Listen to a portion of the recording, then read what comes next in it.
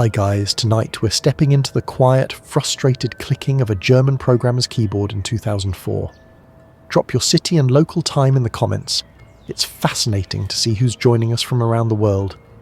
Now dim the lights, maybe grab that warm cup of tea, and let's walk together into the story of how one man's hatred of terrible shopping websites accidentally created a $200 billion empire. You wake up in Ottawa, Canada, and it's 2004.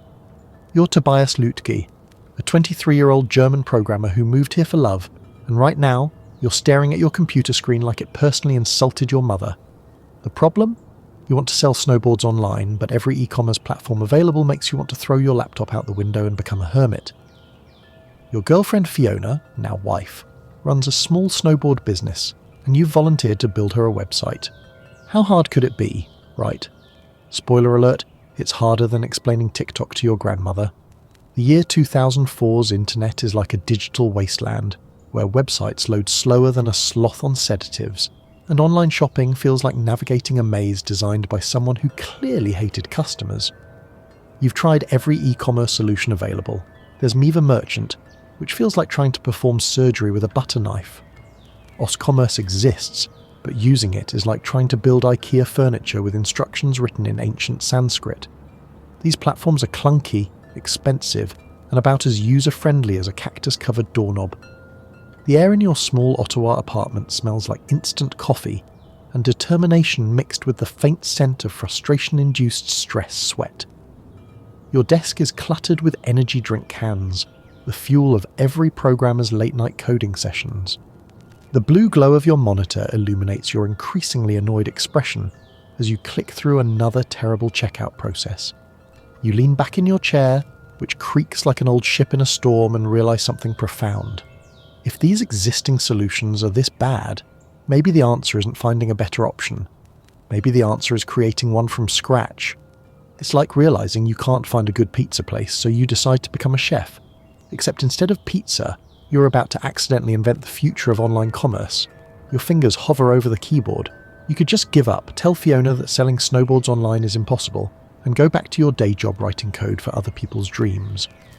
But something in your programmer's brain, that same part that stays up until 3 a.m. debugging code that should have taken 5 minutes, refuses to accept defeat. Listen to the quiet hum of your computer fan, the distant sound of Ottawa traffic outside your window, and the soft clicking of your keyboard as you open a new project file. You're about to make a decision that will change everything, though you don't know it yet.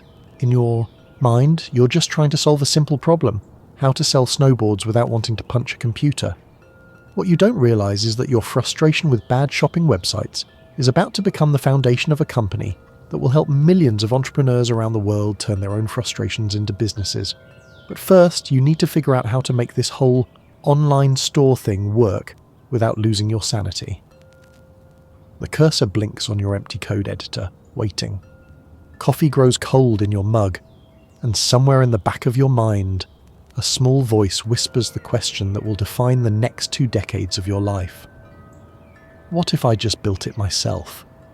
You're hunched over your laptop like a digital archaeologist, excavating the ruins of early 2000s e-commerce platforms, and honestly, it's more depressing than finding out your favourite childhood cartoon was actually a 30-minute toy commercial. The task seems simple enough: create an online store for Fiona's snowboard business.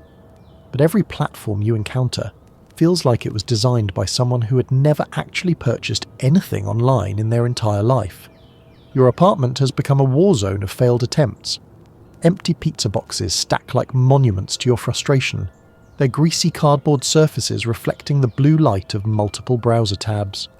The smell of reheated coffee mingles with the faint aroma of defeat, creating an atmosphere that could probably be bottled and sold as Ode to Startup Struggle.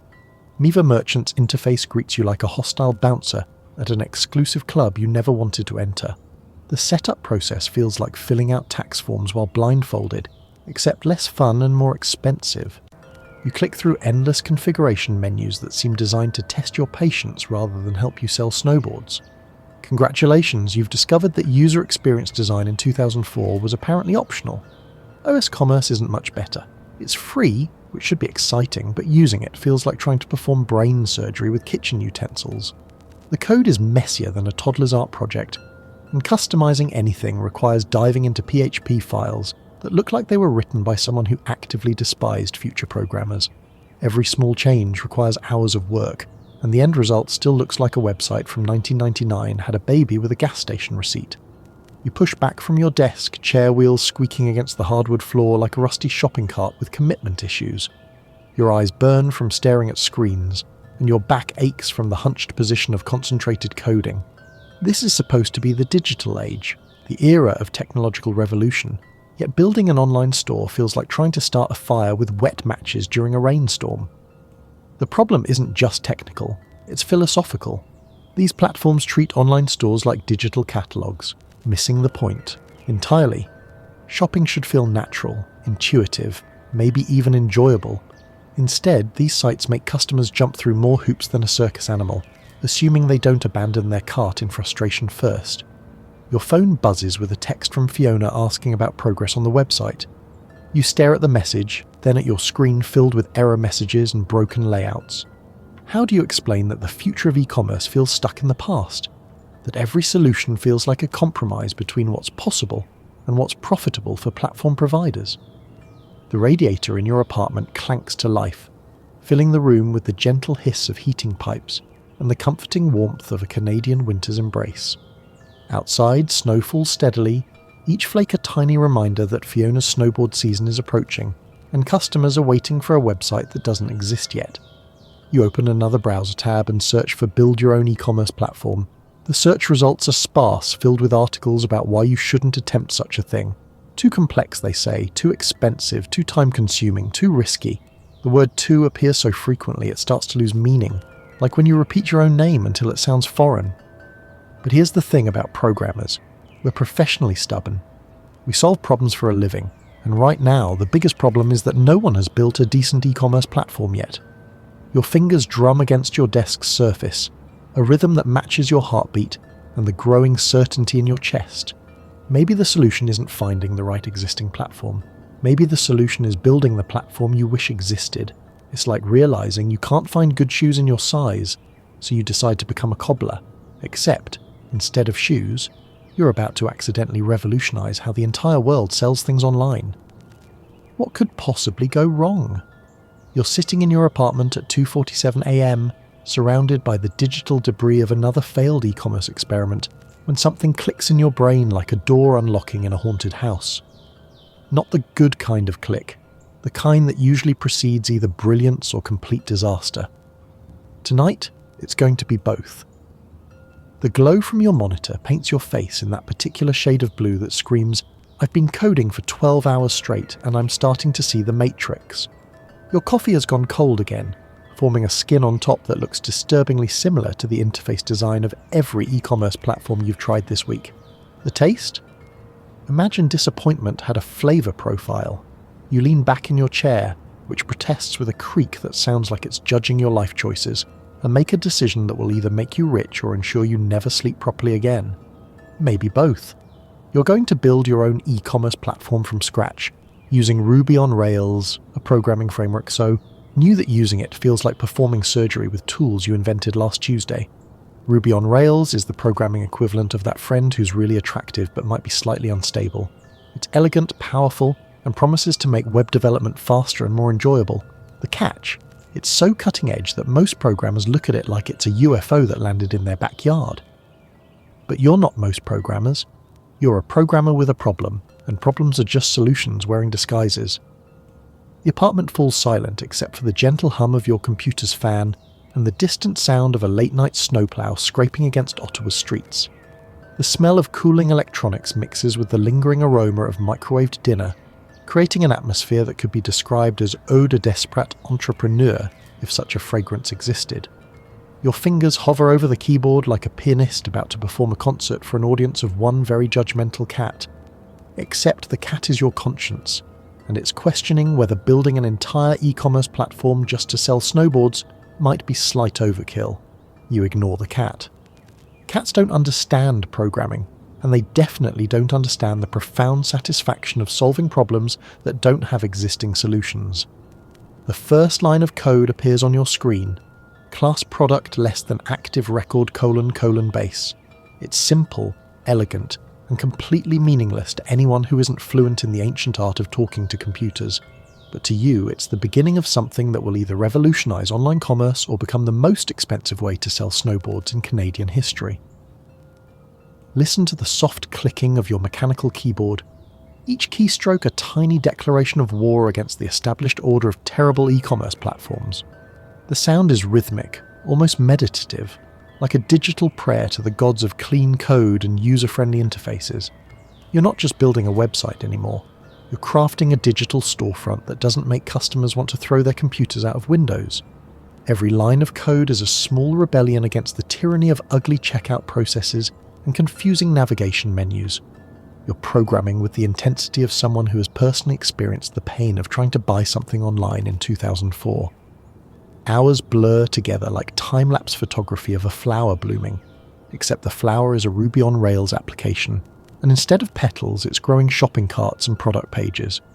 Your apartment becomes a cocoon of concentrated development, insulated from the outside world by the soft glow of progress bars and the gentle whisper of code compilation. By dawn, you've built something that doesn't exist anywhere else in the world, an e-commerce platform that actually makes sense. It's clean, intuitive, and doesn't require a computer science degree to operate. Fiona's snowboard store is no longer just an idea. It's becoming a digital reality. You don't know it yet, but you've just taken the first step toward building a company that will help millions of entrepreneurs turn their own midnight coding sessions into billion-dollar businesses. Right now, though, you're just a programmer who solved a problem. The world-changing part comes later. What you need now is sleep, and maybe some decent coffee. You're standing in what could generously be called an office, but more accurately resembles a converted garage that's having an identity crisis. The year is still 2004, and you've just finished building the world's most over-engineered solution to selling snowboards online. Congratulations, you've accidentally invented the future of e-commerce while trying to help your girlfriend's business not look like it was designed by a colorblind intern from 1997. The space smells like a mixture of possibility and that particular garage aroma, motor oil that's been there since the Clinton administration, mixed with the fresh scent of cardboard boxes and the lingering ghost of someone's abandoned exercise equipment. Your makeshift desk is a door balanced on two filing cabinets, which sounds entrepreneurial until you realise it wobbles every time you type with enthusiasm. Fiona's snowboard business, Snowdevil, is about to become the first real test of your creation. The website loads faster than anything else on the internet in 2004, which isn't saying much since most websites load like they're being transmitted through a tin can telephone system. But still, progress is progress, even when it's measured in milliseconds that most people won't notice.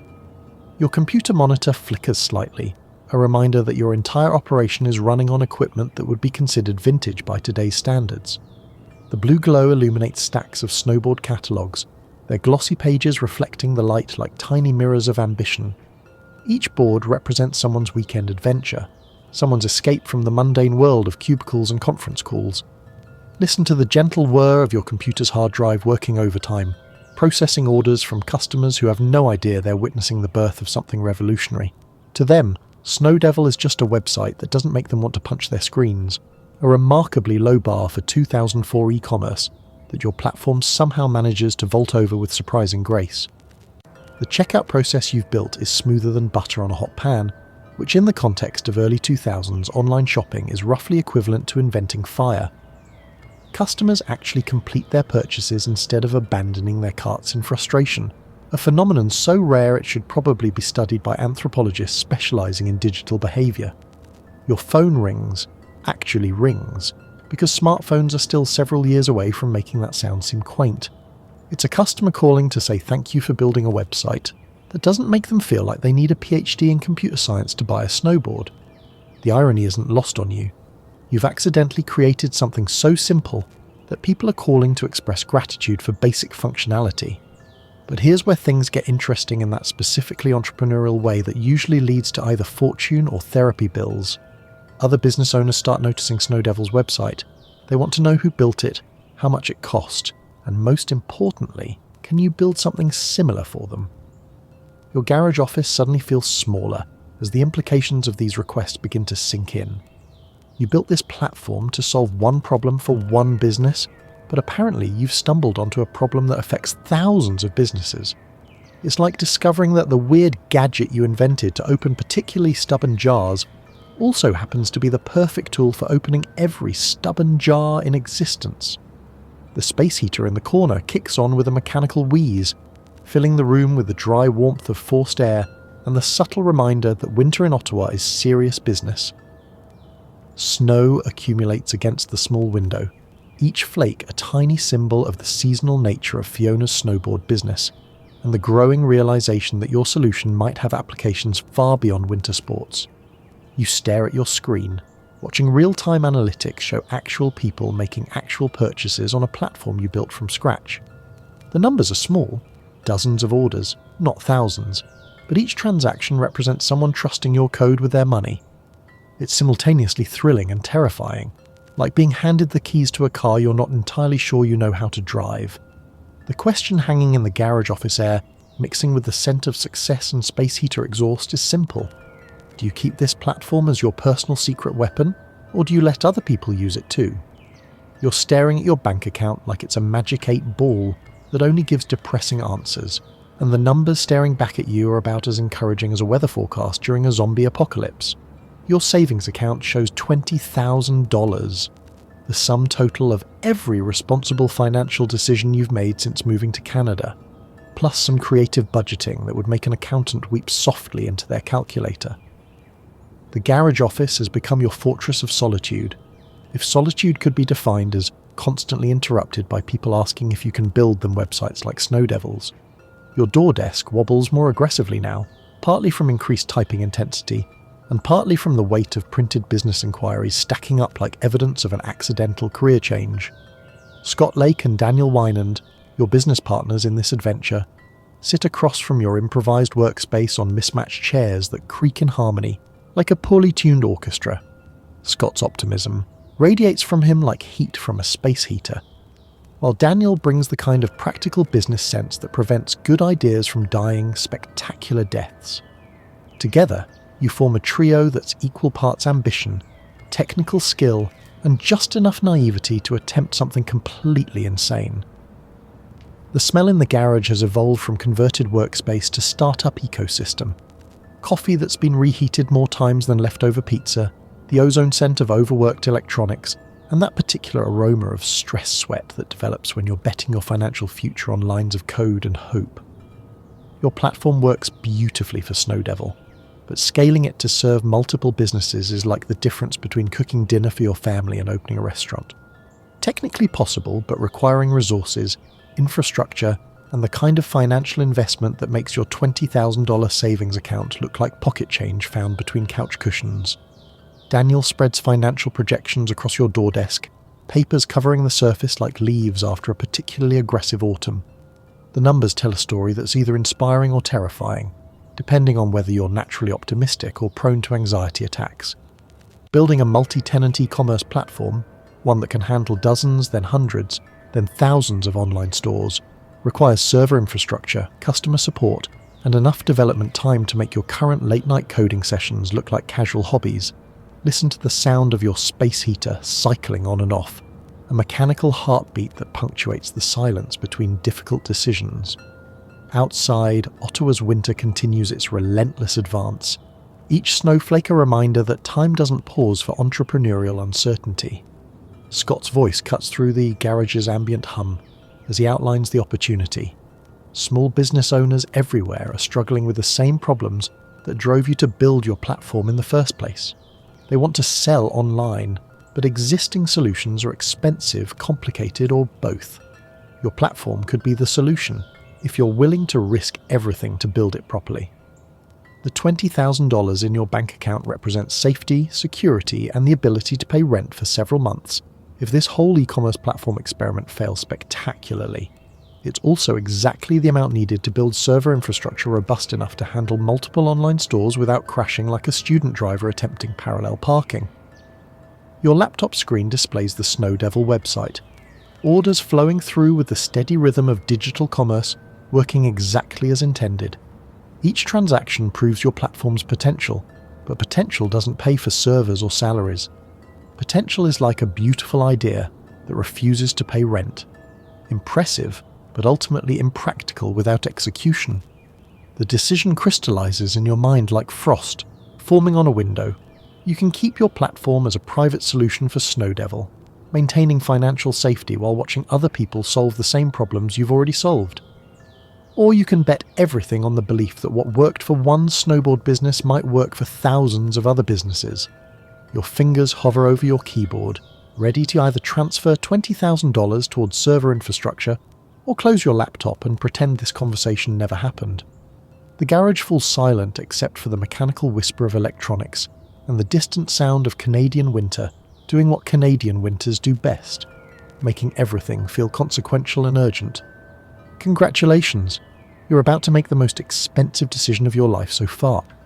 You're watching $20,000 disappear from your bank account faster than ice cream at a kid's birthday party, and each transaction notification feels like a tiny funeral for your financial security.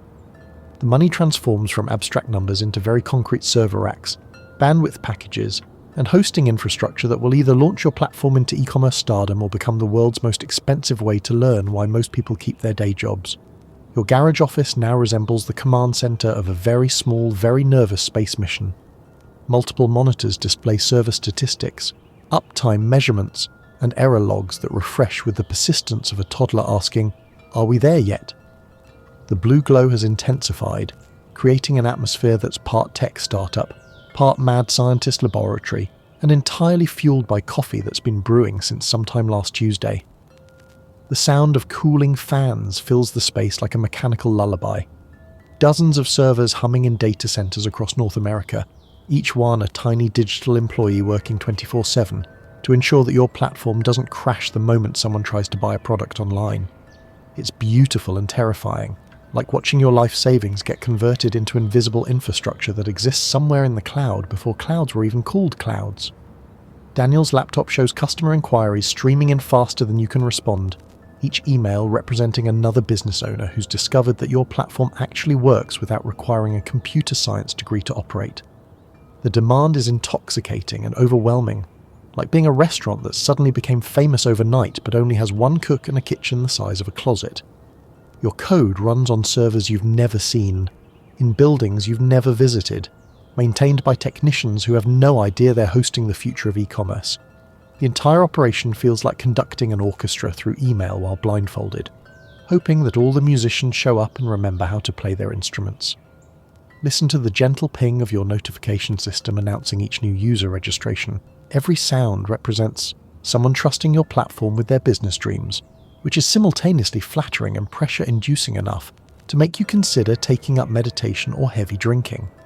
Possibly both. Scott's enthusiasm continues to radiate through the garage like a space heater set to maximum optimism. But even he occasionally glances at the server monitoring dashboard with the expression of someone watching a tightrope walker perform without a safety net. The platform is handling traffic, but scaling from one snowboard business to dozens of diverse online stores is like upgrading from a bicycle to managing air traffic control. The first major server crash happens on a Tuesday at 3:17 a.m., announced by alert notifications that sound like smoke detectors having a coordination meeting. You wake up to 17 missed calls, 43 urgent emails, and the distinct realization that when your platform goes down, other people's businesses go down with it. No pressure or anything. Your debugging session stretches through the night, fingers flying across your keyboard like a pianist performing a concerto, written entirely in technical panic. The problem traces back to a database optimization issue that seemed insignificant when you were handling dozens of orders, but becomes catastrophic when you're processing hundreds. It's like discovering that your house's foundation is perfect for a cottage but questionable for a skyscraper. The fix requires restructuring core database operations while the platform continues running, which is roughly equivalent to performing engine maintenance on a car while driving down the highway. You solve the problem, but the experience leaves you with the uncomfortable awareness that your $20,000 investment has purchased not just infrastructure, but responsibility for other people's livelihoods. By dawn, the platform is stable again, orders are processing smoothly, and your inbox contains thank you messages from business owners who noticed the brief outage but appreciate the quick resolution. Each grateful email reminds you that you're no longer just building a solution for Fiona's snowboard business, You're building the foundation for thousands of entrepreneurial dreams. Your bank account may be empty, but your garage office is filled with something more valuable. The quiet satisfaction of infrastructure that works, code that scales, and the growing realization that you might have accidentally built something important. You're sitting in your garage office at 4:23 a.m., staring at analytics that make absolutely no sense until you realize they make perfect sense, which is somehow more confusing than when they didn't make sense at all. The numbers on your screen tell a story that's either the beginning of a tech fairy tale or evidence that you've accidentally stumbled into someone else's business plan while looking for the bathroom.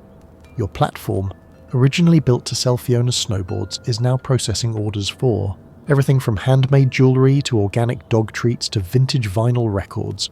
It's like opening a snowboard shop and discovering that people keep coming in to buy groceries, books, and houseplants. Technically, not what you planned, but the cash register still works the same way. The garage smells like success mixed with the lingering aroma of reheated Chinese takeout, and that particular scent of electronics working harder than they were designed to work. Your door desk has graduated from wobbles occasionally to threaten structural collapse during enthusiastic typing sessions. But replacing it would require acknowledging that this operation has grown beyond furniture, held together by determination and zip ties. Daniel's voice cuts through the mechanical hum of overworked cooling fans as he reads customer testimonials that sound like love letters written to an e-commerce platform. Business owners describing your software like it's personally solved their financial problems, rescued their relationships, and possibly improved their credit scores. The feedback is overwhelming in the way that makes you question whether you're reading reviews for your platform or accidentally hacked into testimonials for a miracle product sold on late-night infomercials. Listen to the soft clicking of your keyboard as you scroll through user data that reveals an uncomfortable truth. People aren't using your platform to sell snowboards. They're using it to sell everything else. Your carefully crafted snowboard e-commerce solution has become a general-purpose business engine, like building a screwdriver and discovering it's also an excellent bottle opener, back scratcher, and emergency musical instrument. Scott spreads printed user statistics across your door desk with the enthusiasm of someone who's discovered treasure in their backyard, except the treasure is customer adoption rates, and the backyard is the internet. The numbers show exponential growth that would be exciting if it weren't also terrifying. Your platform is scaling faster than your ability to understand what your platform has become. Your original business model, if it could be dignified with such a formal term, was simple. Build a better way to sell snowboards online. But your customers had different ideas apparently. They saw your clean, intuitive platform and thought, this would be perfect for selling artisanal soap, or finally a way to sell vintage typewriters without wanting to throw my computer out the window. The realization crystallizes in your mind like ice forming on a pond. You're no longer in the snowboard business. You're in the helping people start businesses business, which is either a massive opportunity or a completely different industry that you know nothing about. Possibly both. Your phone rings with another inquiry from a business owner who wants to know if your platform can handle their specific needs. Custom product options, international shipping, subscription, billing, inventory management for products that definitely aren't snowboards. Each call represents someone seeing potential in your creation that you hadn't considered, like building a hammer and discovering it's also useful for hanging pictures, breaking things, and apparently conducting orchestras. The space heater clicks on with its familiar mechanical wheeze, filling the garage with dry warmth and the subtle reminder that winter is ending. Spring approaches, which traditionally means the end of snowboard season and the beginning of... what exactly? Your platform operates year-round, serving businesses that sell products regardless of weather patterns or seasonal sporting preferences. Your laptop screen displays the Snowdevil website alongside dozens of other online stores powered by your platform, jewellery boutiques, coffee roasters, bookstores, electronics retailers, a digital ecosystem that happened accidentally while you were trying to solve one specific problem for one specific business. The uncomfortable truth settles into your consciousness like a cat finding the perfect sunny spot on a windowsill. You've built something bigger than you intended. And now you need to decide whether to embrace the accidental empire you've created or desperately try to steer it back towards snowboards. Congratulations, you're about to discover that sometimes the best business plans are the ones you never actually planned. You're staring at your laptop screen like it's displaying alien hieroglyphics, except the hieroglyphics are customer data showing that your snowboard platform is being used to sell everything from artisanal soap to vintage vinyl records. The numbers don't lie, but they're telling a story that makes about as much sense as a GPS that only gives directions to places you've never heard of. Your garage office has evolved into what could generously be called a command centre, but more accurately resembles a digital archaeological site where coffee-stained printouts and tangled cables have formed their own ecosystem. The smell has upgraded from startup desperation to accidental success, which is somehow more terrifying because success means expectations, and expectations mean the possibility of spectacular failure. The space heater clicks rhythmically in the corner, providing a mechanical heartbeat to accompany your growing realization that you've accidentally built something much bigger than intended. Each click sounds like a tiny countdown timer, marking the seconds until you have to make a decision that will either validate your accidental genius or expose you as a programmer who stumbled into someone else's business plan. Daniel's laptop displays a spreadsheet that looks like it was designed by someone who enjoys making other people's heads hurt. Revenue projections, user growth metrics, server capacity requirements, numbers that transform your simple snowboard website builder into something that resembles a tech company, the kind of tech company that people write case studies about, assuming they don't crash and burn first. Listen to the gentle hum of multiple servers processing transactions for businesses you've never heard of, selling products you didn't know existed. Each processing sound represents someone's entrepreneurial dream flowing through infrastructure you built while trying to solve a completely different problem. It's like accidentally inventing the wheel while trying to build a better door handle. Scott's enthusiasm radiates through the garage like heat from an overworked laptop, but even his optimism occasionally flickers with the uncertainty of someone who's realized they're riding a rocket ship they didn't exactly plan to build. The platform is handling the load, but scaling from dozens of users to hundreds feels like upgrading from a bicycle to managing air traffic control without any formal training in either bicycles or aviation. Your phone buzzes with another inquiry from a business owner who wants to know if your platform can handle their specific needs. International shipping for handmade jewellery, subscription billing for organic coffee, inventory management for vintage bookstores. Each call represents someone seeing potential in your creation that you hadn't considered, like building a hammer and discovering it's also excellent for conducting symphonies, opening cans, and apparently running entire businesses. The cursor blinks on a new email draft, waiting for you to respond to 3 different investment firms who've somehow heard about your platform and want to discuss funding opportunities. The phrase makes you feel like you've accidentally wandered into a movie about other people's lives, except the movie is your life, and the script was written by someone who thinks plot twists are mandatory every 15 minutes. Your original code, written to solve Fiona's snowboard business problems, now powers online stores across North America. It's like writing a grocery list and discovering that your handwriting accidentally contains the recipe for world peace. Technically impressive, but also completely overwhelming and slightly suspicious in its accidental perfection. The garage falls silent except for the mechanical whisper of cooling fans and the distant sound of Ottawa traffic navigating another Canadian winter. Outside, snow continues falling with the persistence of nature that doesn't care about your business pivot anxiety. Each flake represents time passing, seasons changing, and the growing pressure to decide what your accidentally successful platform is supposed to become. Your bank account shows revenue that would have seemed fantastical 6 months ago, but now feels like evidence of a cosmic practical joke. Money flowing in from businesses you've never met, for services you built while trying to accomplish something completely different. It's like accidentally becoming a professional chef while trying to make a sandwich, except the sandwich is now feeding thousands of people who are somehow willing to pay for the privilege.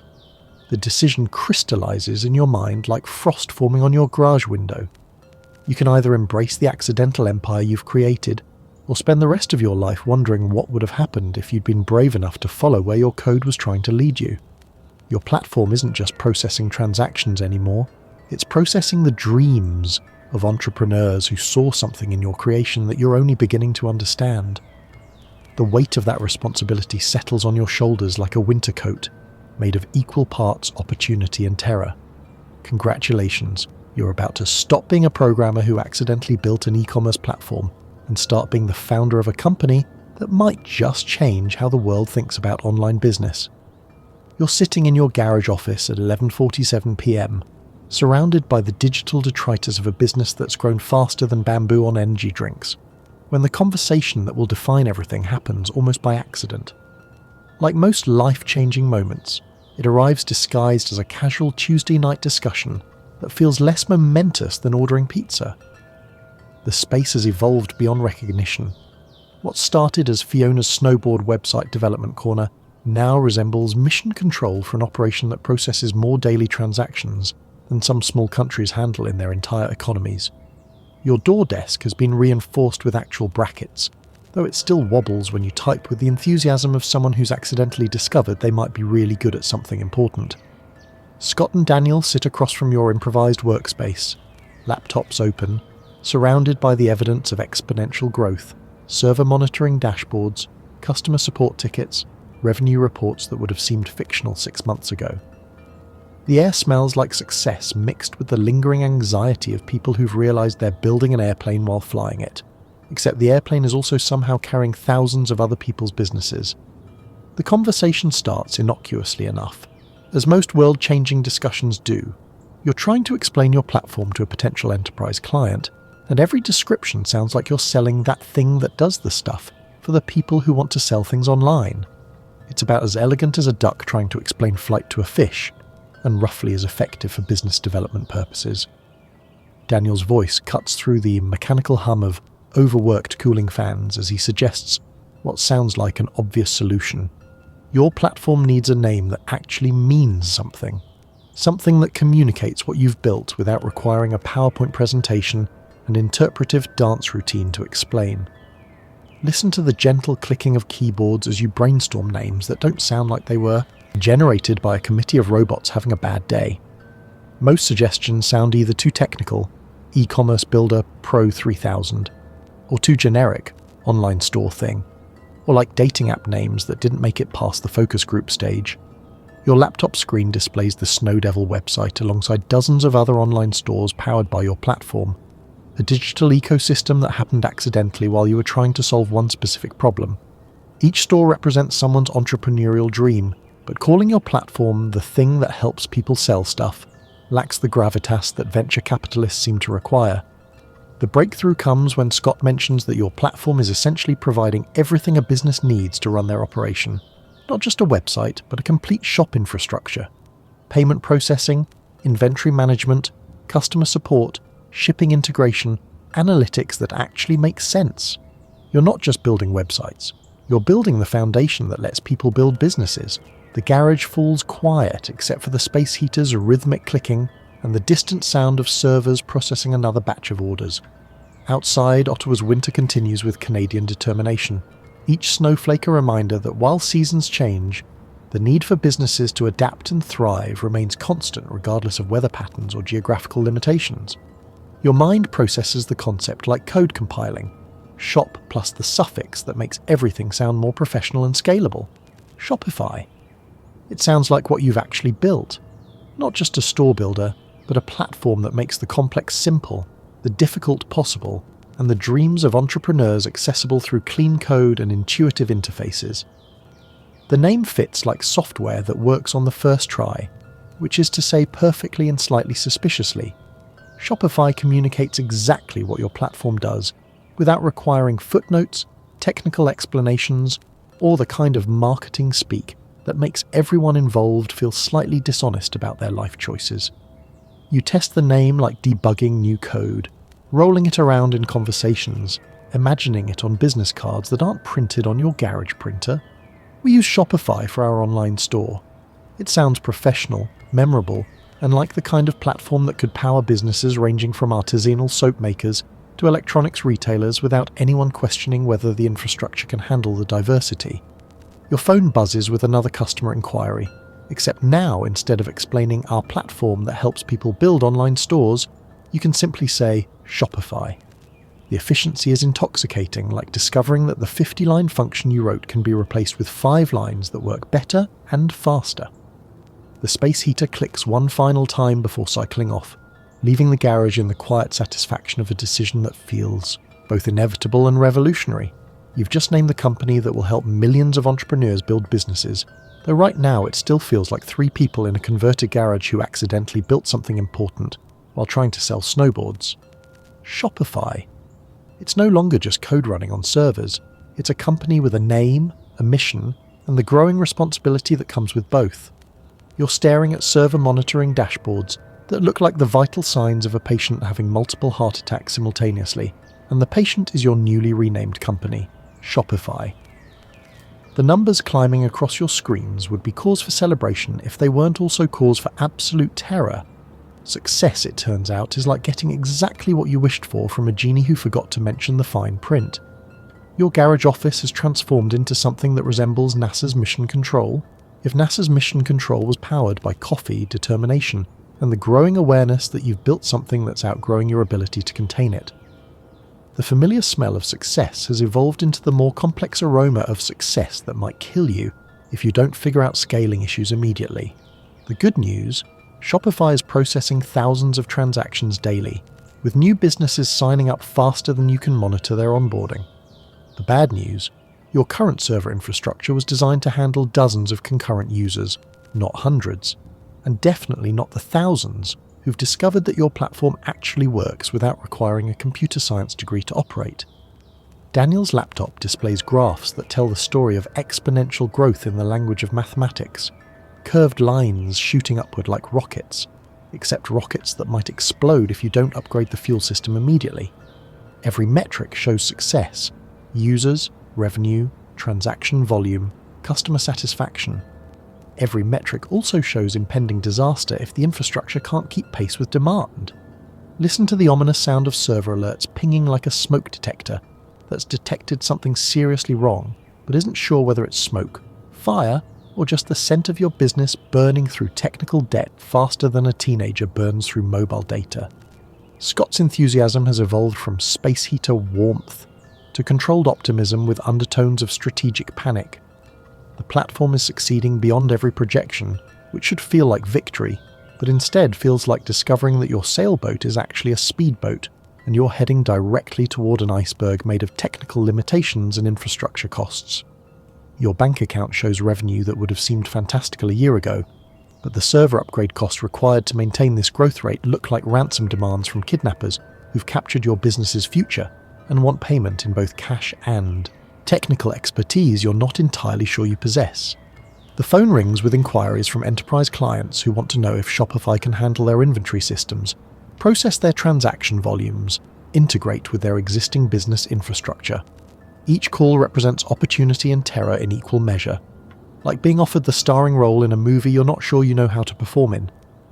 Your original $20,000 server investment, which seemed enormous at the time, now looks like a down payment on the infrastructure required to support the business you've accidentally built. The servers that once felt cutting edge now groan under the load like a Honda Civic trying to tow a semi-truck. Technically possible, but inadvisable for anyone concerned with long-term mechanical integrity. The cursor blinks on a procurement website where server costs are measured in hundreds of thousands of dollars, numbers that make your original garage budget look like pocket change found between couch cushions. Every upgrade option represents a level of financial commitment that transforms Shopify from experiment that got out of hand to company that has to succeed or everyone involved goes bankrupt. Your laptop screen shows the Shopify dashboard with hundreds of active stores, each one representing someone's livelihood, someone's entrepreneurial dream, someone's trust in your platform to handle their business without catastrophic technical failures. The weight of that responsibility settles on your shoulders like a winter coat made of other people's expectations. The space heater clicks off with finality, leaving the garage in the quiet that precedes major decisions.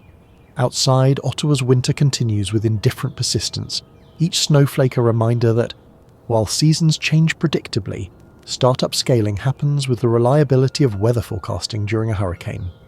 You're about to make the most expensive decision of your life so far, and unlike previous expensive decisions, this one comes with the knowledge that hundreds of businesses depend on you getting it right. You're standing in your garage office at 3:33 a.m., calculator in one hand, coffee that tastes like liquid anxiety in the other, doing math that will either save Shopify or bankrupt everyone involved. The numbers on your screen glow like a digital oracle, delivering prophecies about infrastructure costs that make your original $20,000 server investment look like a tip at an expensive restaurant. The server migration quotes spread across your door desk like tarot cards, predicting either fortune or financial ruin. $200,000 for enterprise-grade infrastructure that can handle the transaction volume your platform is generating. $200,000 that you don't have for servers you absolutely need to support businesses that trust you to keep their digital storefronts running without catastrophic technical failures. Your laptop displays real-time monitoring data that tells a story of success pushing against the absolute limits of your current infrastructure. Response times creeping upward like a fever, database queries taking longer than a Canadian winter, server CPU usage hovering at levels that would make a performance engineer nervous. It's like watching a suspenseful movie where you're both the audience and the main character who might not survive the climax. Daniel's voice cuts through the mechanical hum of overworked cooling fans as he outlines the options, none of which qualify as comfortable. Option 1, massive infrastructure investment that might bankrupt the company. Option 2, maintain current servers and watch Shopify slowly collapse under the weight of its own success like a table built from good intentions and insufficient engineering. Listen to the gentle pinging of customer support tickets arriving faster than you can resolve them. Mostly complaints about slow loading times, failed transactions, and the kind of technical issues that make customers question whether your platform is professional enough for their businesses. Each notification sounds like a tiny alarm bell warning that success without infrastructure is just failure with better marketing. Scott's laptop shows customer acquisition data that would be cause for celebration if it weren't also cause for immediate technical panic. New businesses signing up for Shopify faster than your servers can provision their accounts. Like a restaurant that's become popular but forgot to expand the kitchen to match the demand. The space heater cycles on with its familiar wheeze, filling the garage with dry warmth and the comforting presence of consistent mechanical reliability, something your servers are currently not providing to the hundreds of businesses depending on Shopify for their livelihood. Your phone buzzes with a text from a customer whose store went down during their biggest sales day of the year. The message is polite but devastating. Is this what we should expect from Shopify? It's like being asked if disappointing people is your business model, which would be a fair question based on recent technical performance. The procurement website displays server specifications that read like technical poetry, written in a language of processing power, memory allocation, and networking capabilities. Each upgrade option represents a level of performance that could handle Shopify's growth, paired with a price tag that makes your bank account balance look like a rounding error. You lean back in your chair, which protests with its familiar creak, and contemplate the beautiful absurdity of your situation.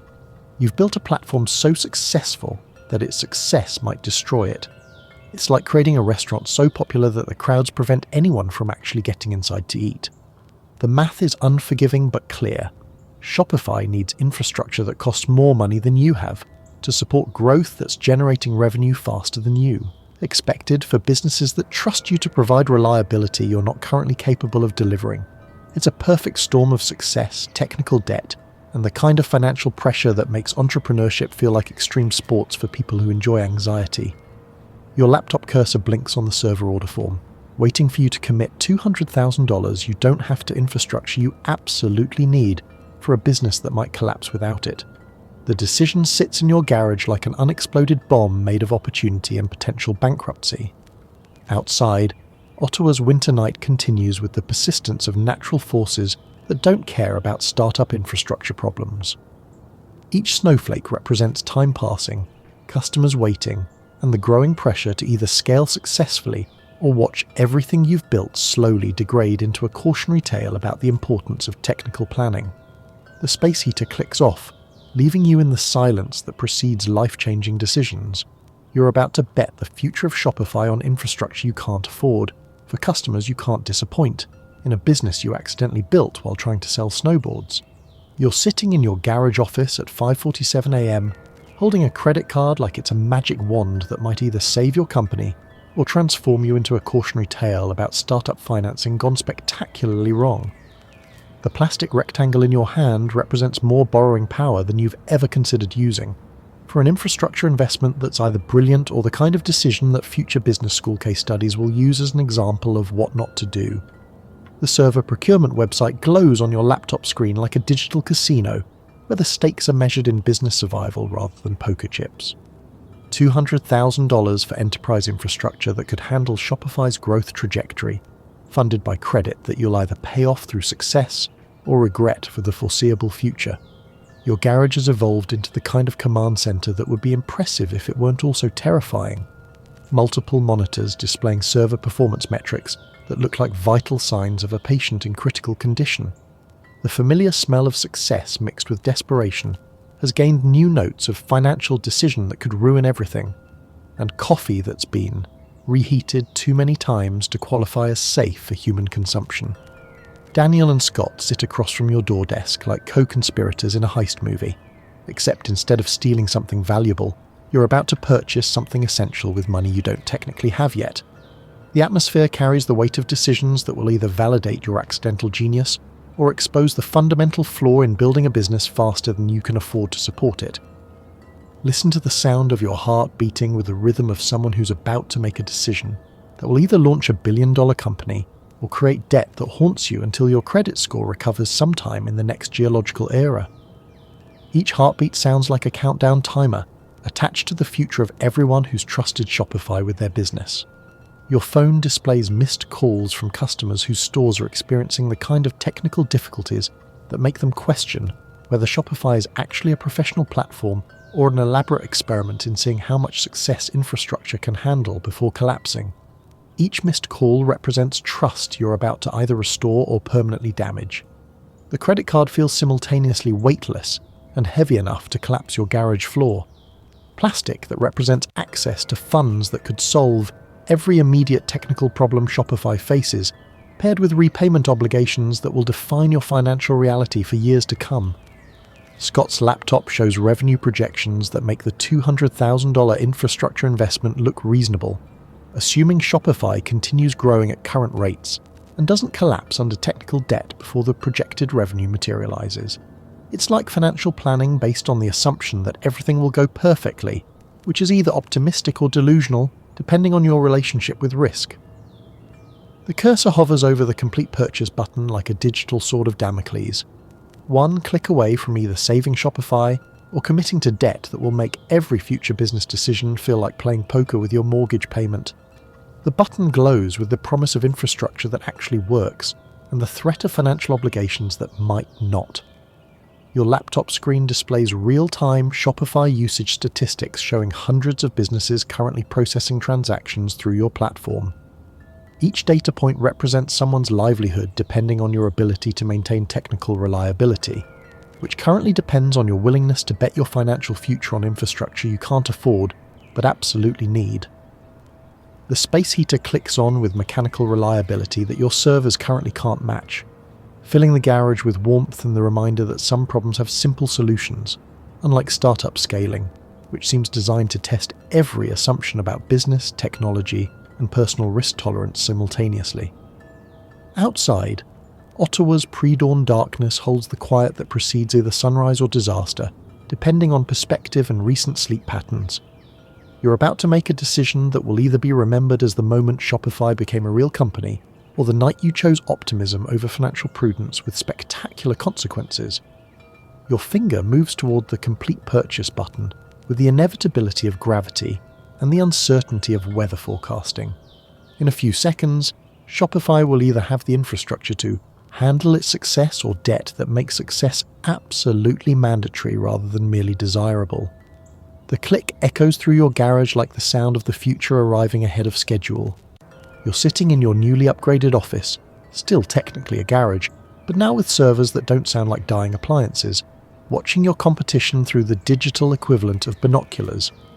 The established e-commerce platforms that once seemed insurmountable now look less like mountains and more like very large hills that happen to be built on questionable foundations. The year is 2006, and the e-commerce landscape is dominated by platforms that make online store creation feel like performing surgery with kitchen utensils while blindfolded. Magento exists but requires a PhD in patience to configure. Yahoo! Store costs more than a small car, and works about as reliably as one from the 1970s. OSCommerce is free, which explains why it feels like software that apologizes for existing. Your garage office smells like victory mixed with the lingering anxiety of someone who's just spent $200,000 on servers and needs to prove that the investment was genius rather than elaborate self-sabotage. The new infrastructure hums with the quiet confidence of equipment that actually works, a sound so unfamiliar after months of mechanical complaints that it initially made you nervous. Shopify's dashboard displays customer growth that would be impressive if it weren't also slightly terrifying in its implications. Small businesses are signing up faster than you can process welcome emails, drawn by the revolutionary concept of e-commerce software that doesn't require a computer science degree to operate effectively. Listen to the gentle sound of notifications announcing new store launches, each one representing someone who chose Shopify over established competitors, like David choosing to fight Goliath. Except David has accidentally built a really good slingshot, while Goliath was busy explaining why slingshots are too complicated for most people to use. Daniel's laptop shows competitive analysis that reads like a technical comedy routine. Existing platforms charge enterprise prices for functionality that Shopify provides at small business rates, require weeks of setup time for configurations that Shopify handles in minutes, and offer customer support that makes dealing with the DMV seem like a luxury spa experience. Your phone rings with inquiries from businesses that have tried other platforms and found them about as user-friendly as tax preparation software designed by people who actively hate their customers. Each conversation follows the same pattern: frustration with existing solutions, amazement that Shopify actually works as advertised, and the kind of relief usually reserved for people who've discovered that their medical test results were mixed up with someone else's. Scott's enthusiasm has evolved from determined optimism to strategic confidence, backed by actual data, which is infinitely more sustainable than the previous version and significantly less likely to result in late-night existential crises about whether you've accidentally built something important or just gotten really lucky with timing. The competitive landscape reveals itself like a map where all the major cities are connected by roads designed by people who'd never actually travelled anywhere. Established platforms focus on enterprise clients who can afford custom development, leaving small businesses to struggle with solutions that treat them like inconvenient afterthoughts, rather than the foundation of the economy. Your laptop screen displays Shopify store examples that would have been impossible to create with traditional platforms without hiring developers learning programming languages, or performing the kind of technical rituals that make building an online store feel like summoning demons with questionable customer service skills. The servers hum with processing power that finally matches Shopify's ambitions, transactions flowing through without the technical hiccups that made customer support feel like apologizing for infrastructure choices. Each processed order sounds like validation that spending money you didn't have on servers you absolutely needed was the right kind of calculated risk. The space heater sits unused in the corner, a reminder of the days when heating the garage was a bigger concern than scaling infrastructure to handle exponential growth. Progress measured in both temperature control and the ability to process thousands of concurrent transactions without technical panic attacks. Your newly reliable infrastructure processes orders for businesses ranging from artisanal soap makers to electronics retailers, each one proof that Shopify's approach, making complex things simple rather than making simple things complex, might actually be the competitive advantage that changes how the entire industry thinks about e-commerce platforms. Outside, Ottawa's winter continues with Canadian determination, but your garage no longer feels like survival against the elements. It feels like the command centre of a company that accidentally discovered how to compete with giants by building something better rather than something bigger. You're watching your competitors announce new features like generals planning elaborate military campaigns, while you're building Shopify with the strategic approach of someone who actually listens to what customers want rather than what technology magazines think sounds impressive. The difference, it turns out, is like the gap between designing cars for automotive journalists versus designing them for people who actually need to drive places. Your office, the garage that's become command central for accidentally disrupting an entire industry, displays competitive analysis that reads like a technical comedy routine written by people who've never actually tried to sell anything. Online, Magento announces features that require consulting firms to implement. Yahoo! Store celebrates functionality that Shopify users consider basic requirements. It's like watching a technology arms race where everyone's building increasingly sophisticated solutions to problems that don't actually exist. The smell of successful infrastructure mingles with the satisfaction of watching established platforms try to compete by adding complexity while you're winning by removing it. Your servers process transactions with the efficiency of equipment that was designed to work rather than to impress technical reviewers who'll never actually use it for business purposes. Daniel's laptop shows feature comparison charts that tell a fascinating story. Competitors are adding features faster than anyone can learn to use them, while Shopify focuses on making existing features work so well that customers don't need alternatives. It's like the difference between a Swiss Army knife with 40 tools versus a really good knife that cuts everything perfectly. Listen to customer support calls that have evolved from, "How do I make this work?" to, "Can you add this specific feature that would make my business even more successful?" The shift from troubleshooting basic functionality to discussing optimization represents progress measured in customer satisfaction rather than technical specifications. Your phone buzzes with inquiries from businesses that have tried competitor platforms and discovered that having more features doesn't matter if none of them work intuitively. Each conversation follows a pattern: frustration with unnecessarily complex solutions, relief at discovering that Shopify treats them like intelligent human beings rather than obstacles to overcome through superior technology. Scott's laptop displays user experience feedback that reads like testimonials for software that actually solves problems rather than creating new ones. Customers describing Shopify setup processes in terms usually reserved for miracles, minor medical breakthroughs, or discovering that their tax refund is larger than expected. The competitive landscape reveals itself as a collection of platforms built by engineers for engineers, marketed by people who've never actually run businesses, sold to customers who deserve better than software that treats usability as an optional premium feature.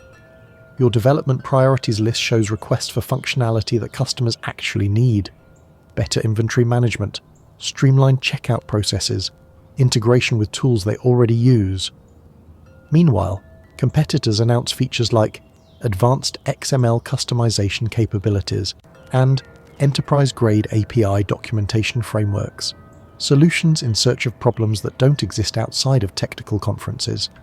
The servers hum with the satisfaction of processing orders for businesses that chose Shopify, specifically because it doesn't require hiring consultants to explain how to use basic functionality. Each transaction represents someone who values effectiveness over complexity, results over impressive technical specifications. Your laptop screen shows Shopify's feature development roadmap, additions that make existing functionality more powerful rather than adding new complexity that requires training courses to understand. It's like improving a car by making it more reliable rather than adding 17 different ways to adjust the seat that nobody will ever use.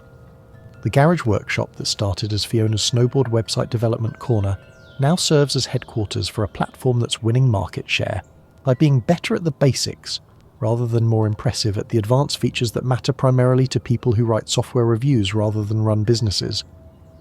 Customer testimonials describe Shopify in language usually reserved for discovering that a difficult process has been made.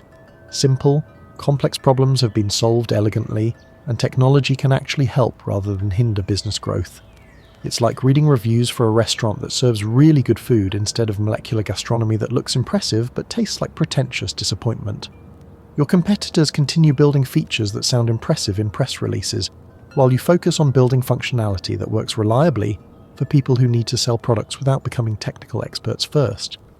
The strategy difference is subtle but decisive, like the gap between designing software for demonstrations versus designing it for daily use. The space heater remains unused, a reminder of the days when survival was the primary concern rather than optimal feature development strategies. Now the garage stays warm from server heat, and the satisfaction of watching established companies try to catch up to something they didn't see coming because they weren't paying attention to what customers actually wanted. You're sitting in your garage office, watching Shopify grow through word-of-mouth marketing, while your competitors spend millions on advertising campaigns that sound like they were written by robots trying to sell software to other robots. Your entire marketing budget consists of building something that actually works and letting customers tell their friends. A strategy so simple, it's apparently revolutionary in the e-commerce platform industry. The contrast is stark enough to be amusing. Established platforms buying Super Bowl ads to explain why their complex solutions are actually simple, while Shopify grows organically because customers genuinely want to recommend software that doesn't make them question their life choices. It's like the difference between paying people to say your restaurant is good versus cooking food so delicious that customers bring their friends without being asked. Your laptop displays analytics showing customer acquisition costs that would make marketing executives weep with envy. Shopify gains new users primarily through referrals from existing users who are genuinely satisfied rather than contractually obligated to provide positive testimonials.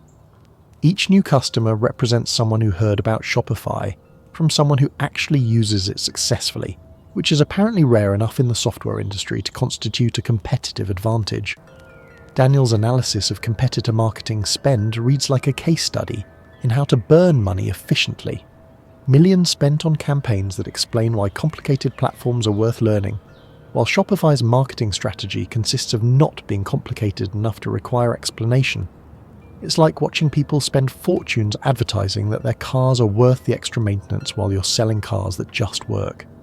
Listen to the sound of customer support calls that have evolved from troubleshooting technical problems to helping businesses optimize their success, conversations that feel more like consulting sessions than technical support. Because when software actually works, customer service becomes customer success coaching. Your phone rings with inquiries from businesses that found Shopify through recommendations from other business owners, rather than through advertising campaigns designed to convince them that complexity is actually simplicity in disguise. Each conversation starts with some variation of "my friend said you guys actually make this easy," which is apparently a shocking concept in the e-commerce platform market. Scott's laptop shows social media mentions that read like organic testimonials rather than sponsored content. Business owners genuinely excited about software that lets them focus on their products rather than learning platform management. The enthusiasm is authentic enough to be measurable. Customer satisfaction scores that reflect actual satisfaction rather than marketing-optimized survey responses. The competitive marketing landscape reveals platforms spending enormous budgets to explain why their solutions are worth the complexity, while Shopify's approach involves eliminating the complexity that requires explanation. It's like the difference between selling aspirin by explaining headache neurochemistry versus selling aspirin that just makes headaches go away. Your development team, still basically you, Daniel, and Scott, focuses on building features that customers request rather than features that sound impressive in marketing materials. The result is software that solves actual business problems rather than creating new problems that require additional software to solve. The servers process transactions for businesses that chose Shopify based on recommendations from other businesses, creating a growth pattern that resembles viral spread rather than traditional marketing funnel conversion. Each satisfied customer becomes a potential acquisition channel, like a business development strategy that runs itself. Your garage office displays printed testimonials that read like relief rather than enthusiasm. Customers describing Shopify in terms of problems not experienced rather than features appreciated. It just works. Appears in reviews with the frequency of people discovering that simple solutions can be more valuable than complex ones. The marketing strategy, if it can be dignified with such a formal term, consists of building something good enough that customers want to recommend it without being incentivized to do so. This approach apparently qualifies as disruptive in an industry where customer satisfaction is often considered a nice bonus, rather than a core business requirement. Customer acquisition happens through networks of business owners who share information about tools that actually help, rather than tools that claim to help, while requiring significant investment in learning how to use them effectively. It's like medical advice spreading through communities.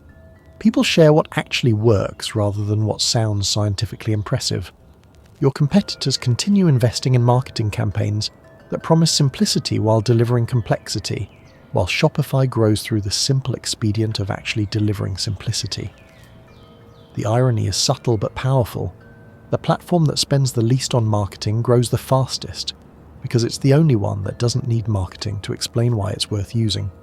You're sitting in an actual office, not a garage, not a converted workshop, but a real office with windows that don't require space heaters and infrastructure that doesn't sound like it's perpetually on the verge of mechanical breakdown. Preparing for conversations with investment bankers who use words like liquidity event to describe what you still think of as selling pieces of the company to people in expensive suits.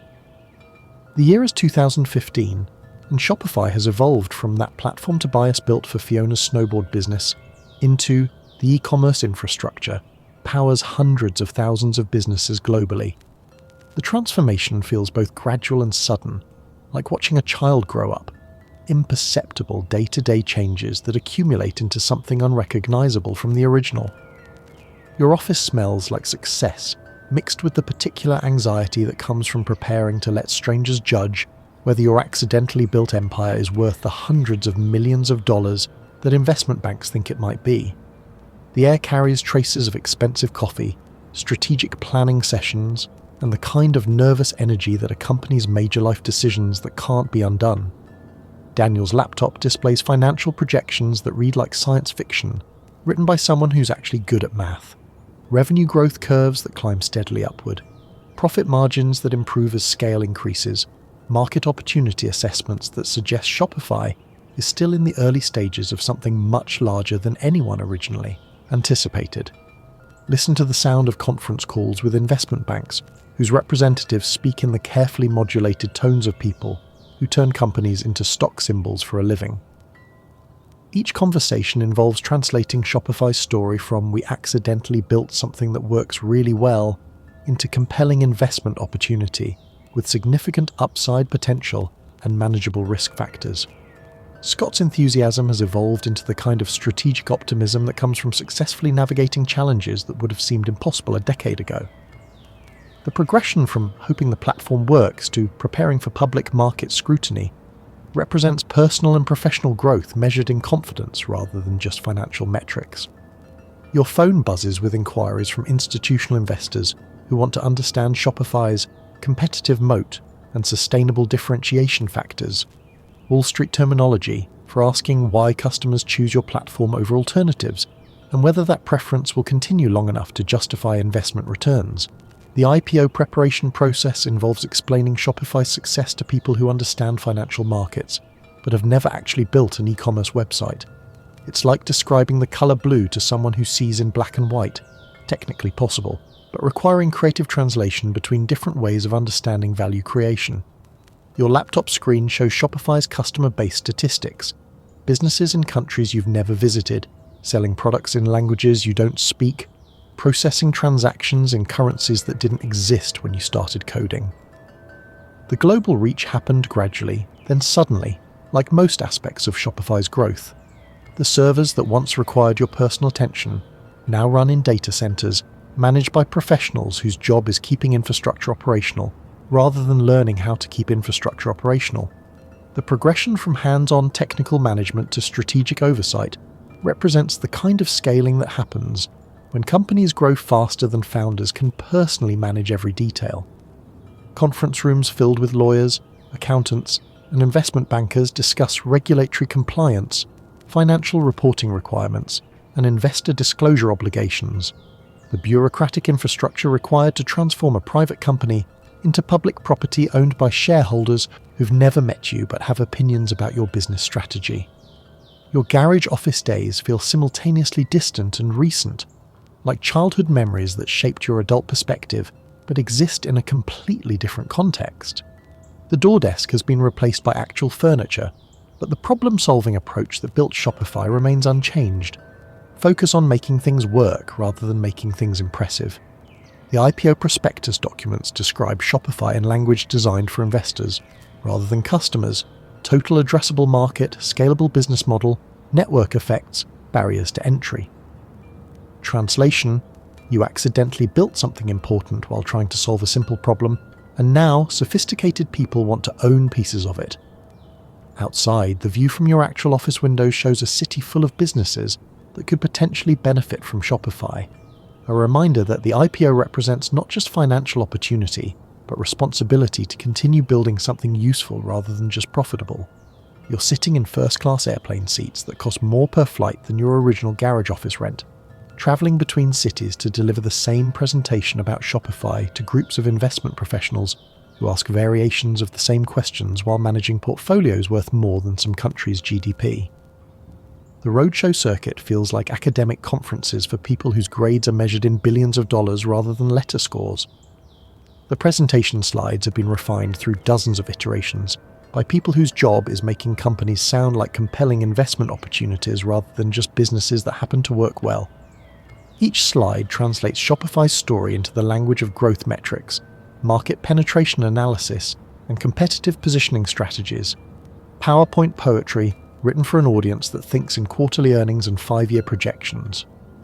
Your hotel rooms in financial centers across North America blur together in a succession of identical luxury accommodations that feel less like travel and more like an extended business meeting that happens to occur in different time zones.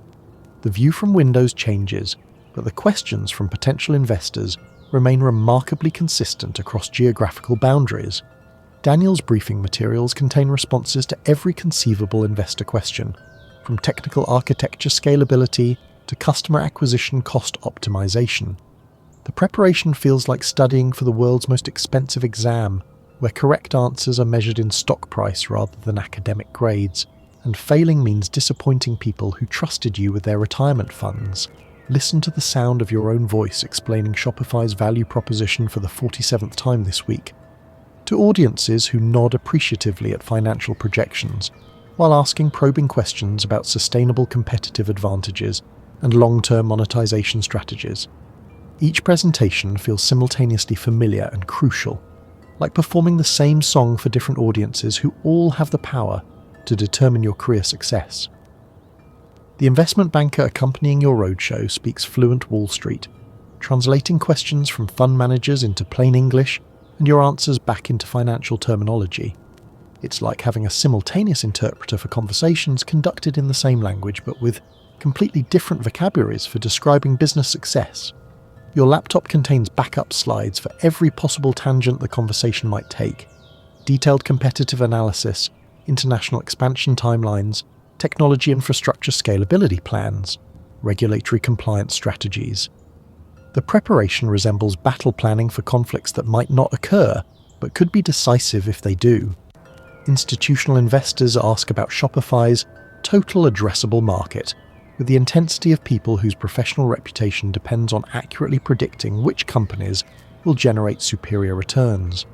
Their questions probe beyond current performance to future potential, whether Shopify can continue growing as fast as it has, and whether that growth represents genuine value creation or temporary market enthusiasm. The conference rooms where presentations occur are filled with people who make investment decisions that affect pension funds, university endowments, and retirement accounts belonging to individuals who've never heard of Shopify, but whose financial security partially depends on your company's future performance. The responsibility is abstract but significant. Your phone shows missed calls from journalists who want to write articles about Shopify's IPO preparation, treating your company's transition from private to public as a business news story, rather than a personal milestone that happens to have broader economic implications. The attention feels simultaneously validating and invasive. Scott's laptop displays media coverage that describes Shopify in terms of market disruption, technological innovation, and strategic positioning within the broader e-commerce ecosystem. Reading about your own company in financial publications feels like discovering that your personal story has become someone else's case study. The roadshow schedule includes meetings with sovereign wealth funds, pension systems, and investment institutions whose names you recognize from financial news but never expected to interact with directly.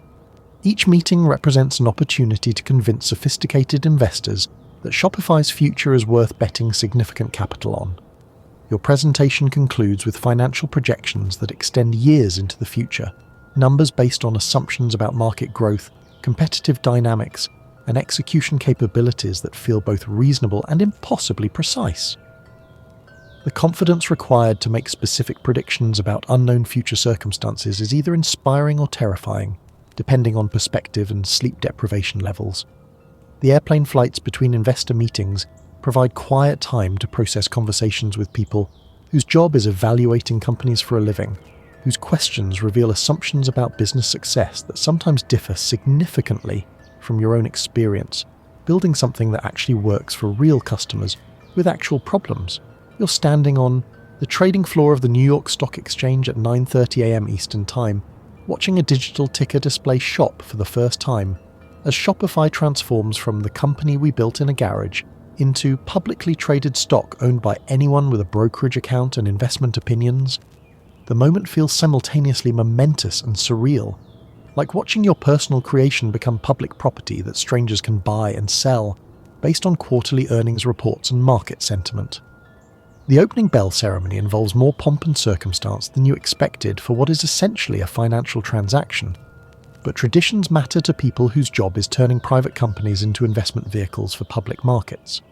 You ring the bell that signals the start of trading, officially launching Shopify's stock into the complex ecosystem of institutional investors, day traders, and retirement funds. Your laptop displays real-time stock price updates that fluctuate with the kind of volatility that makes watching paint dry seem like an extreme sport. The numbers represent market consensus about Shopify's value, changing minute by minute as investors process information, react to news, and adjust their opinions about your company's future prospects. The IPO price was set at $17 per share, valuing Shopify at approximately $1.3 billion, a number that would have seemed fictional when you were debugging code in your garage office while trying to build a better way for Fiona to sell snowboards online. The progression from personal project to billion-dollar public company feels both gradual and impossible. Listen to the sound of trading floor activity, hundreds of conversations about buying and selling decisions, market conditions and investment strategies. Somewhere in that noise, people are making decisions about Shopify based on financial analysis rather than personal experience using the platform, which creates an interesting disconnect between stock performance and actual business performance. Daniel's phone shows messages from early employees whose stock options have transformed from potential future value if everything goes well into actual tradable assets with current market prices. The IPO represents not just company success but personal financial outcomes for people who joined Shopify when it was still primarily an idea with good execution.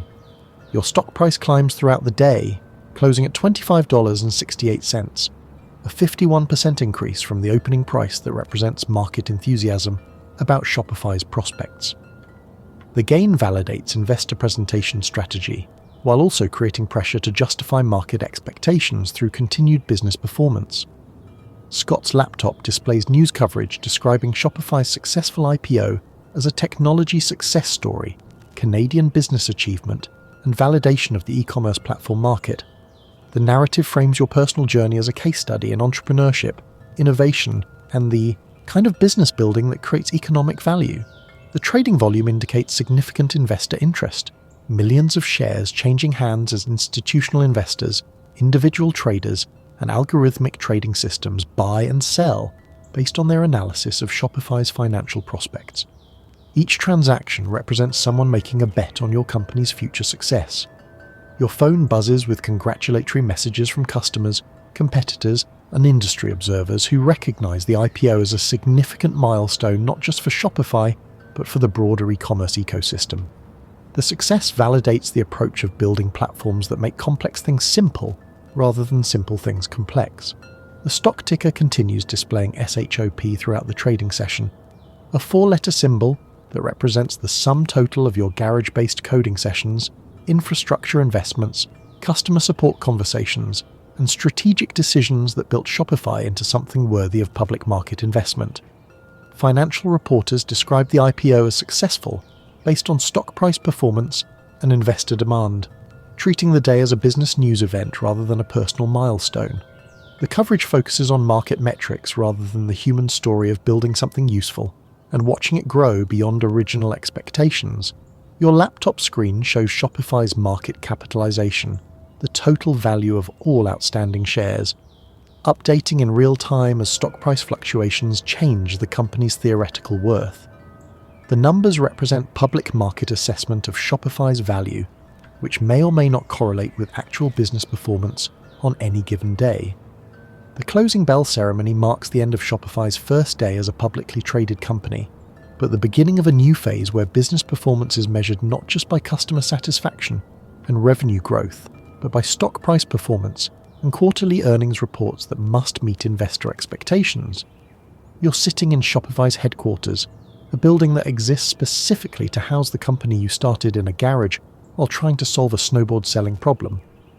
Watching global commerce statistics that make your original business plan look like a grocery list that accidentally became a constitution for international trade. The numbers on your screens represent millions of businesses in countries that didn't have internet infrastructure when you first started coding. The year is 2021, and Shopify processes over $175 billion in gross merchandise volume annually, which is a financial way of saying that your platform handles more commerce than most national economies.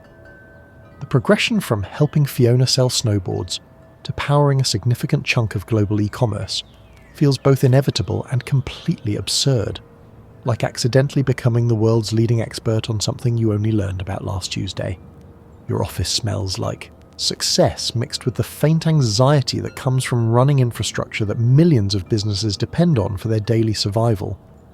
The air carries traces of expensive coffee, strategic planning sessions, and the kind of nervous energy that accompanies being responsible for other people's livelihoods on a scale that would have seemed fictional when you were debugging Ruby on Rails in your garage. The screens around your office display real-time commerce data that reads like a digital heartbeat of the global economy. Transactions per second, geographic distribution of sales, product categories ranging from artisanal soap to industrial equipment. Each data point represents someone, somewhere, buying something from someone else through infrastructure you built while trying to solve a completely different problem. Listen to the gentle hum of data centers processing millions of transactions simultaneously, a sound that's replaced the familiar wheeze of your old garage space heater. The mechanical whisper of modern success carries orders for everything, from handmade jewelry to enterprise software, each transaction flowing through systems that evolved from your original snowboard website code. Daniel's laptop shows customer demographics that span continents and industries. Teenagers selling vintage clothing from their bedrooms, multinational corporations launching product lines, grandmother entrepreneurs building retirement businesses around their hobbies. The diversity of businesses using Shopify has expanded beyond your original imagination, like building a tool for carpenters and discovering it's also perfect for surgeons, artists, and people who professionally organize other people's closets. Your phone buzzes with notifications from markets that are just opening for business while others are closing, a 24/7 cycle of global commerce that never stops, never sleeps, and definitely never takes vacations. The responsibility of keeping this infrastructure running feels like being responsible for ensuring that capitalism doesn't accidentally take a sick day. Scott's analysis shows Shopify's impact on economic democratization, small businesses competing with major corporations, entrepreneurs in developing countries accessing global markets, creators monetizing their skills without requiring venture capital or extensive business education. The platform has become less of a software tool and more of an economic equalizer, which sounds inspiring until you remember that equalizers can break. The pandemic accelerated digital adoption in ways that made your servers work harder than a food delivery driver during finals week. Businesses that had never considered online sales suddenly needed e-commerce platforms immediately, transforming Shopify from nice to have to essential for survival faster than you could have planned for if you'd been trying to plan for global economic disruption. Your laptop displays merchant success stories that read like testimonials for the democratization of entrepreneurship, single mothers building six-figure businesses, college students funding their education through online stores, retirees turning hobbies into income streams. Each story represents someone whose life changed because technology made starting a business accessible rather than intimidating. The infrastructure that once required your personal attention now operates through automated systems managed by teams whose job is ensuring that Shopify never becomes a cautionary tale about companies that grew faster than their technical capabilities.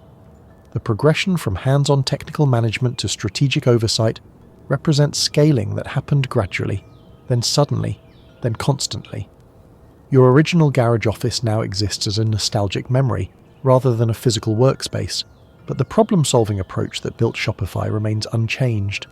Focus on making things work rather than making things impressive. Solve real problems rather than theoretical ones. And remember that behind every transaction is a person trying to build something better. The global impact statistics are simultaneously humbling and overwhelming. Jobs created, economic opportunities enabled, barriers to entry reduced for entrepreneurs who might never have had access to traditional business infrastructure. Shopify has become economic infrastructure, which is a fancy way of saying that you accidentally built something that other people's success depends on.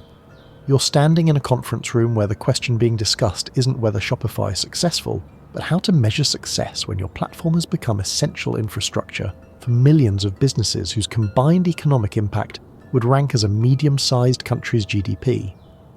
The conversation feels like trying to calculate the weight of air. Technically possible, but requiring mathematical concepts that didn't exist when you started coding in your garage. The meeting involves economists, policy researchers, and business analysts who speak in the specialized language of people whose job is quantifying things that resist quantification. They're trying to determine Shopify's total economic impact, which sounds simple until you realize it involves measuring the ripple effects of every transaction processed through your platform since 2006. Your laptop displays research data that reads like a case study in unintended consequences. Shopify merchants have created approximately 5 million jobs globally, generated billions in tax revenue, and enabled economic activity in regions that previously lacked access to global markets. The numbers represent the difference between theoretical business potential and actual business reality.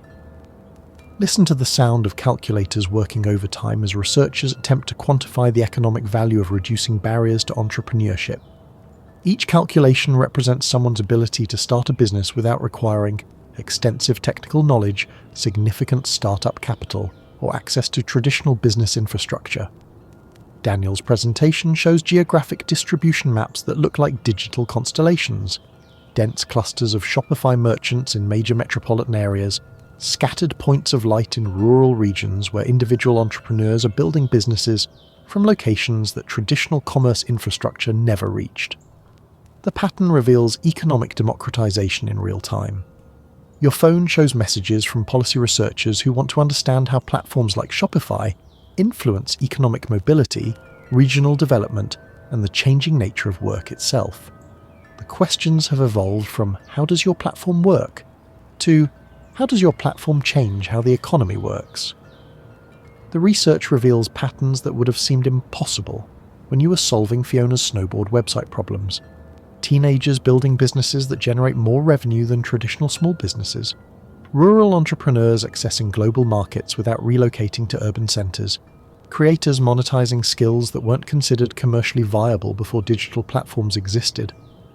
Scott's analysis shows that Shopify merchants collectively generate more economic activity than many Fortune 500 companies, except instead of being concentrated in a single corporate entity, this economic impact is distributed across millions of independent businesses. It's like discovering that you accidentally created a Fortune 500 company that's actually millions of small companies working independently. The conversation turns to policy implications that make your head spin faster than a poorly optimized database query. How should governments regulate platforms that enable economic activity rather than just facilitating transactions? How do tax systems adapt to commerce that crosses jurisdictional boundaries as easily as clicking a button? Your laptop screen displays case studies of businesses that exist entirely because Shopify made e-commerce accessible. Subscription box services direct to consumer brands, niche product manufacturers who found markets too small for traditional retail but perfectly sized for online sales.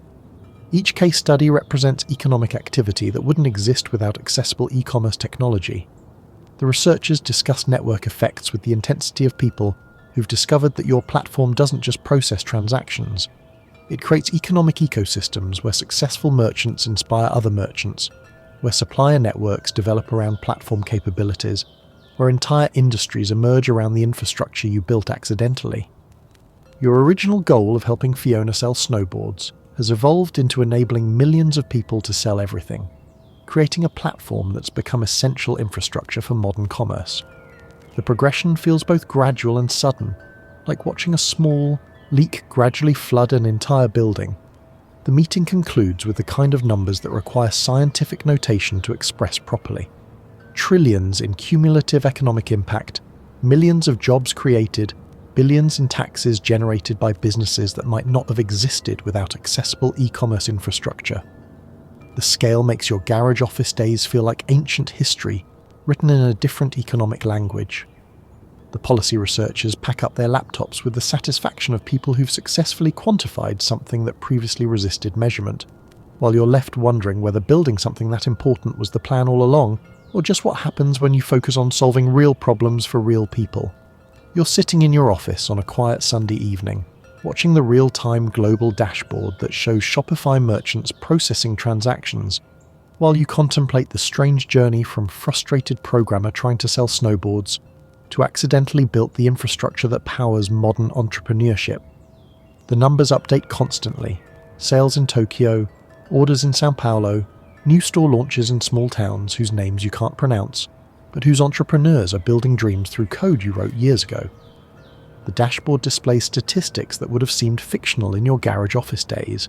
Over 4.6 million websites powered by Shopify, merchants in 175 countries, support for multiple currencies, languages, and business models that didn't exist when you first started coding.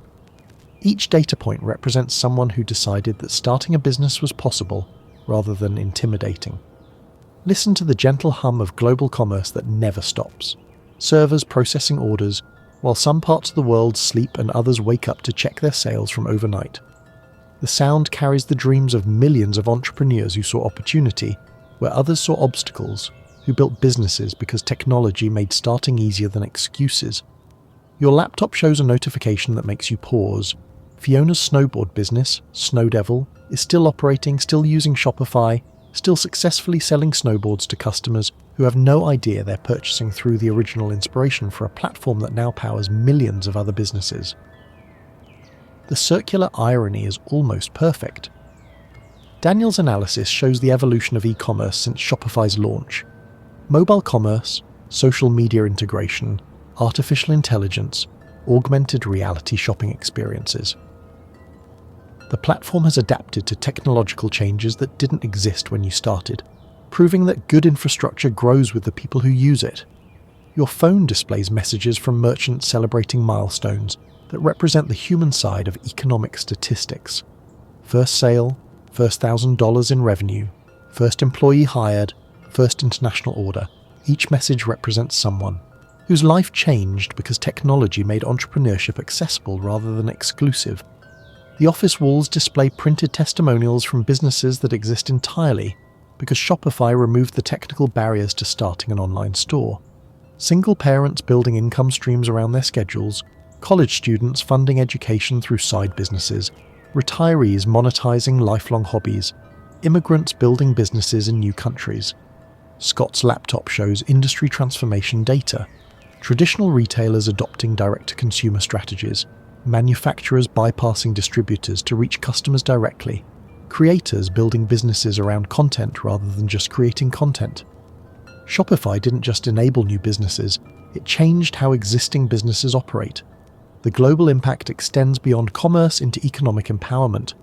Women in developing countries accessing global markets, rural entrepreneurs competing with urban businesses, creators earning income from skills that traditional employment markets undervalued. The platform became economic infrastructure by accident, social impact by extension.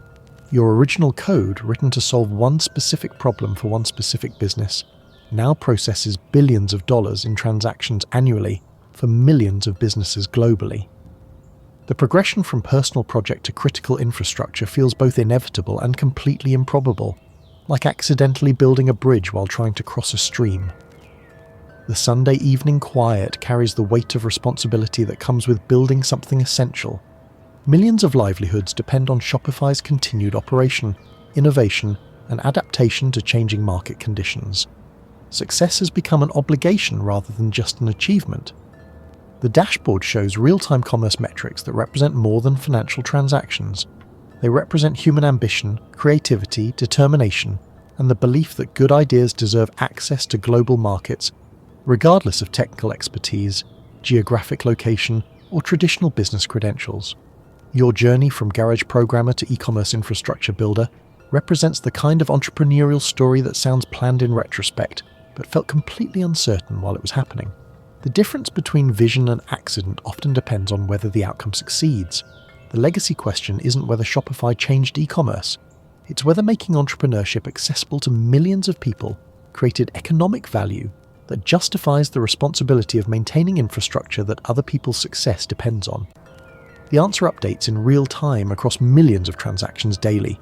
Your garage office space heater has been replaced by global data centers, your door desk by conference rooms, your original frustration with terrible e-commerce platforms by the satisfaction of building something that actually works for the people who need it most.